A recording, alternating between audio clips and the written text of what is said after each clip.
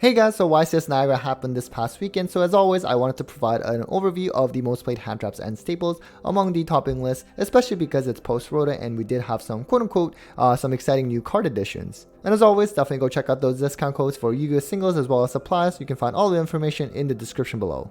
Also, big shout out to YGOPro.com as always for having all of these topping deck lists readily available. And a shout out to Carlancha's store as well for always making these really incredible graphics of top cut. You did see that Snake Eyes Azamina took up half of the top cut. Yubel did take a notable step down, probably because of like the Fuwalos and Perlia being so popular for this event. You still had some Tenpai and some really interesting choices like, Sky Striker Exodia topping as well. Now in terms of the hand trap overview, so in terms of the main deck, median number was 15 hand traps, which is obviously incredibly high, but the surprising part, or maybe it's not surprising anymore, is the fact that, compared to a couple weeks ago pre-ROTA, it was actually about the same. So it is a really high number compared to if you look at it in the last couple of years.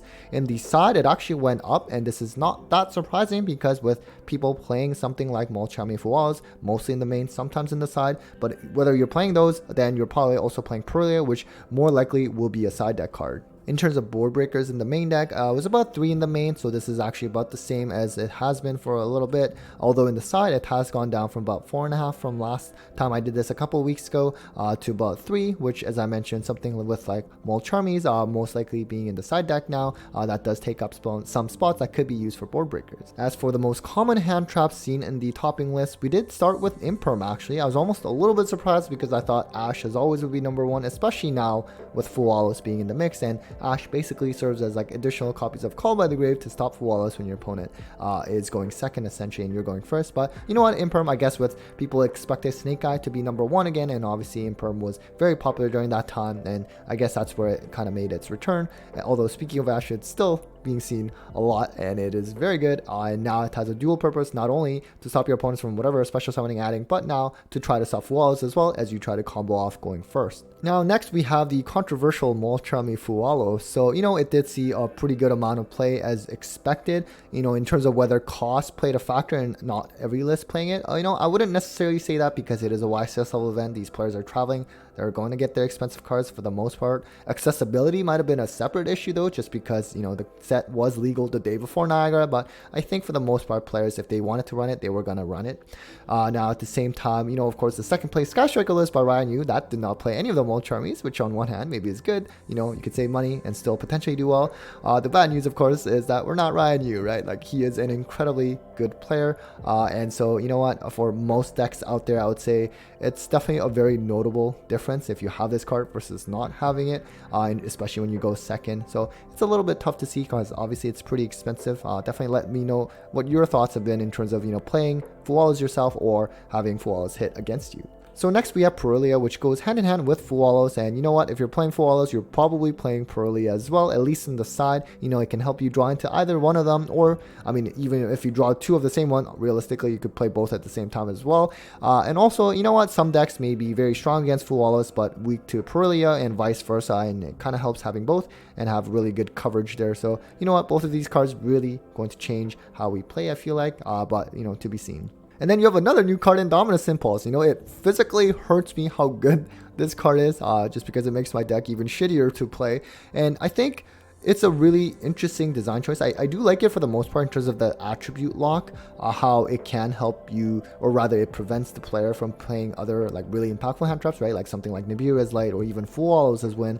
The only thing I don't like about that part is that it just seems to kind of arbitrarily reward some certain decks with specific attributes where they get to play this and other decks can't. And just in terms of future card design choice, are they going to think about, well, maybe we should make this attribute like light so that they cannot play impulse, and vice versa. So that part kind of seems a little bit inequitable to me, but maybe I'm just complaining as usual.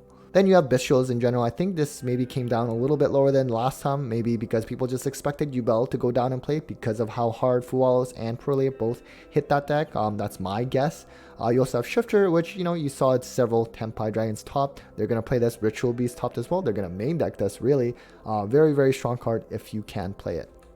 And then you have Ghost Ogre, which I'm assuming was popular just in anticipation of like the Azamina stuff to be able to pop that as well. And I guess, it happens to work against Tenpai too and their field spell anyways. Then you have Nibiru. This definitely did not come up as much as before. I've even seen some people play just like one Nibiru in the side among the topping list because I guess they just assume they could potentially draw into it off like Borrelia or like the Fuala. So then we have Effect Failure, which with like Imperm and when you have Snake Eye being pretty popular, it's definitely going to make a return as well, and definitely any kind of effect negation going to be pretty popular. Moving on to the most common side deck staples. Unfortunately, we're starting with Dimensional Barrier, so I really hate seeing this, but when you have something like Fuala's just entering into the mix, I think people's plan were just to like thrust into D-Barrier and just stay alive, especially against Tenpai with Synchro, but you know what, a lot of other decks get caught in the crossfire of this as well. And then you have Call by the Grave, which, speaking of Fualas, is probably the reason why a lot of lists are going to be playing this to stop that, because you know what, you can prevent your opponent from drawing a lot of cards.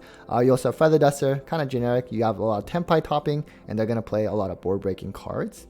And then you have Cosmic Cyclone, which is very flexible right now, going first and second, especially for Tenpai. You have them, it's hard for them to know whether they're going to be forced to go first or second or not. So you like to have these like flexible cards like Cyclone, and also against the Azamina stuff can be pretty decent, I guess. And then you have Thrust. This is going to be very popular now moving forward because when you get hit with Fualas, you can use Thrust and you can set something like D-Barrier. There's been other popular card choices like Threatening Roar. You have different Dimension Ground. You have maybe even Magic Deflector. There are definitely a lot of different options that I think Thrust has become really popular. And then you also have Droplets. Speaking of flexibility, it's kind of nice to have. The only downside is under Shifter. This is going to be dead. That's where my concern was when trying to decide whether to play this deck or not, but can definitely be pretty clutch. Eclipse has also been a pretty popular choice as well as a quick play board breaker. Lightning Storm, kind of similar in the lines of Feather Duster, Talents. We have a lot of hand traps right now. Realistically though, if your opponent, let's say Fualas is you, and they just draw a lot of cards, Talents, Rip isn't going to be as impactful. So that is something that's happened to me as well. Regeki, I guess, again, you see a lot of Tenpai, but you know what? The Sky Striker list was also playing Regeki as well. Having generic board wipes is always nice. And Cross Out was not as maybe popular as I thought maybe it would, just to like cross out the Fualas, for example. Maybe it's just not worth it, and these top players obviously know a lot better. And so kind of interesting to see that trend. Anti-Spell Fragrance was also seen in 6 lists as well. In terms of tech choices, there weren't many. Typhoon kind of came up. It was seen in 1 list, and I believe, and I actually did a deck profile with a day 2 Mermail profile with my friend Griffin. He was playing this as well. It was kind of for like the Azamina stuff, because there's not a lot of cards out there where you can like pop your opponent's spell trap or stop it when they're going first, right? Unless you're playing like Cyframe Delta or something like that. So I think this card was kind of an interesting tech choice to play. Anyways guys, that was it for the top card breakdown of YCS Niagara post ROTA. Hopefully that was helpful and interesting in helping you build your main and side deck as you prepare for upcoming events. So definitely big thanks to all of you for watching. Huge thanks to my patrons and sponsors as well for the continued support, and well, take care guys.